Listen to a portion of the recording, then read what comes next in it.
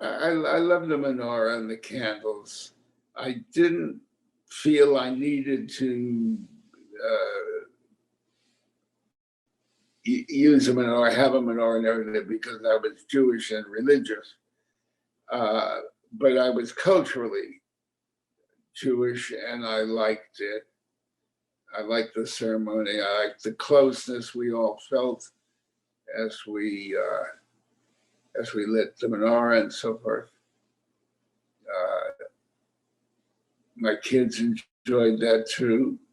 They, in their lives now, will, for the same reason, have a menorah always. We've been lighting Hanukkah candles, even this year with only one. Well, I had one older daughter here and one younger daughter that came following, but in the course of the Hanukkah days. So we had a menorah and lit the candles.